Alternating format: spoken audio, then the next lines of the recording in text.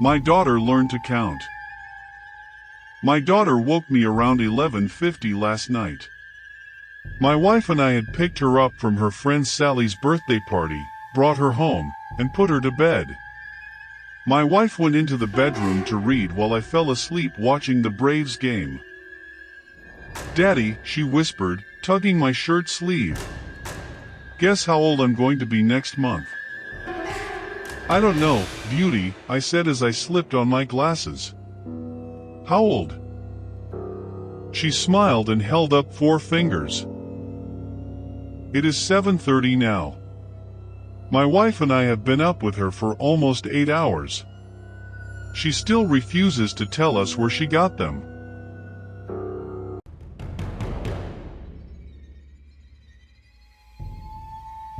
Solo camping trip.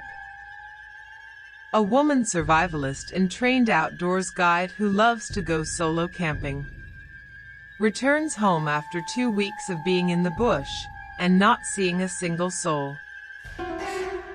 Develops her disposable camera film to find a roll of film with numerous pictures of her sleeping at night on different nights.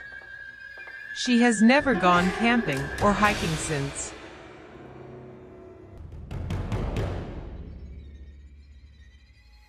When my brother Charlie has to go away. My parents constantly try to explain to me how sick he is. That I am lucky for having a brain where all the chemicals flow properly to their destinations like undammed rivers. When I complain about how bored I am without a little brother to play with, they try to make me feel bad by pointing out that his boredom likely far surpasses mine, considering he's confined to a dark room in an institution. I always beg for them to give him one last chance. Of course, they did at first. Charlie has been back home several times, each shorter in duration than the last. Every time without fail, it all starts again. The neighborhood cats with gouged out eyes showing up in his toy chest, my dad's razors found dropped on the baby slide in the park across the street, Mom's vitamins replaced by bits of dishwasher tablets. My parents are hesitant now, using last chances sparingly. They say his disorder makes him charming, makes it easy for him to fake normalcy, and to trick the doctors who care for him into thinking he is ready for rehabilitation. That I will just have to put up with my boredom if it means staying safe from him. I hate it when Charlie has to go away. It makes me have to pretend to be good until he is back.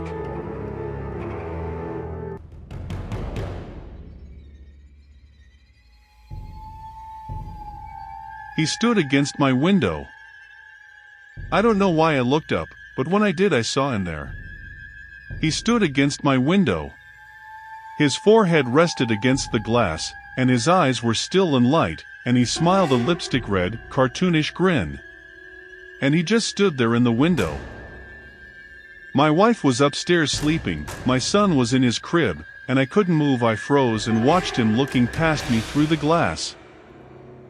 Oh, please no. His smile never moved, but he put a hand up and slid it down the glass, watching me. With matted hair and yellow skin and face through the window. I couldn't do anything.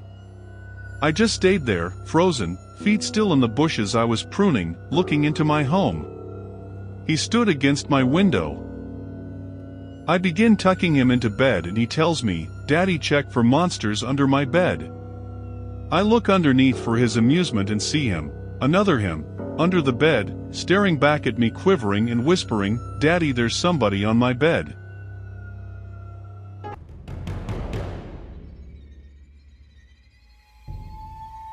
So I lost my phone. Last night a friend rushed me out of the house to catch the opening act at a local bar's music night. After a few drinks I realized my phone wasn't in my pocket. I checked the table we were sitting at, the bar, the bathrooms, and after no luck I used my friend's phone to call mine. After 2 rings someone answered, gave out a low raspy giggle, and hung up. They didn't answer again. I eventually gave it up as a lost cause and headed home. I found my phone laying on my nightstand, right where I left it.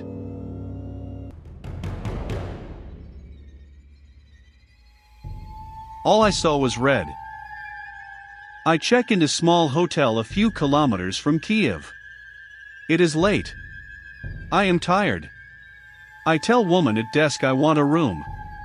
She tells me room number and give key. But one more thing, comrade, there is one room without number and always lock. Don't even peek in there. I take key and go to room to sleep. Night comes and I hear trickling of water. It comes from the room across. I cannot sleep, so I open door. It is coming from room with no number. I pound on door. No response. I look in keyhole. I see nothing except red. Water still trickling. I go down to front desk to complain. By the way, who is in that room? She look at me and begin to tell story. There was woman in there. Murdered by her husband. Skin all white, except her eyes, which were red.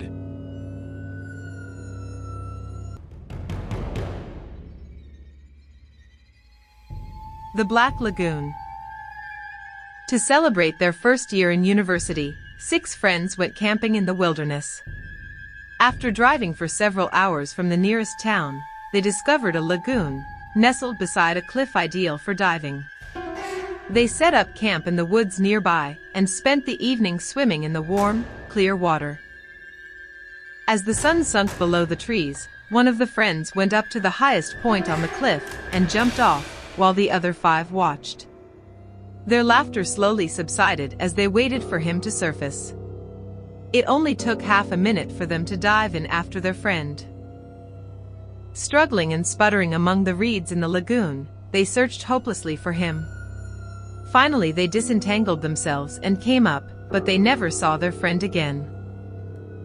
Heartbroken, they returned to the city and passed a strange and lonely year in which their only solace was the knowledge that they would return to the lagoon to honor the anniversary of their friend's death.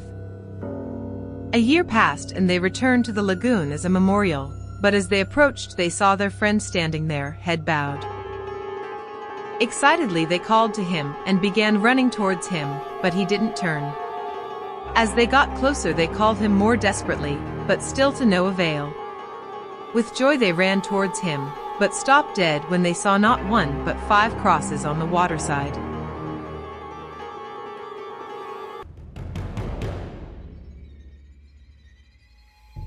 The Moors are having a baby. I glanced up from the table, surprised. They got the okay? My husband nodded. The paperwork came in today, so I heard. He lowered his eyes in sorrow. Poor Joanna. She's only 53, I breathed. A bead of sweat dripped down my brow, landing on the cool, concrete floor of the bunker. I tried to remind myself to be thankful for this place, this concrete tomb, but it grew more difficult each day. Perpetuum Technologies, the company that sprung up just in time for the largest nuclear war the world had ever seen, had designed the vault to sustain 1,000 people for as long as it took the surface to be inhabitable again. Exactly 1,000 people. Poor Joanna indeed.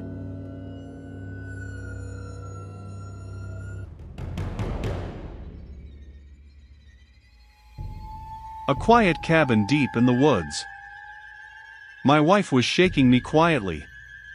I looked around the cabin. The girls must have gone to bed. The fire had burned down to embers. My glass of scotch was still in my hand. Something is tapping on the porch. Then I heard it too. I grabbed my axe and lit the lantern. I opened the door expecting a raccoon or a skunk, but instead found a boy of about 10 years old. He stared at me petrified for a moment, then bolted down the path through the woods. I gave chase. He was losing me, but I heard him tumble to the ground. I leapt on top of him in a rage. "Why were you knocking on my porch?" I screamed. "My uncles told me to." He stammered. I was no longer angry, but confused. But why? I asked. To get you out of the cabin.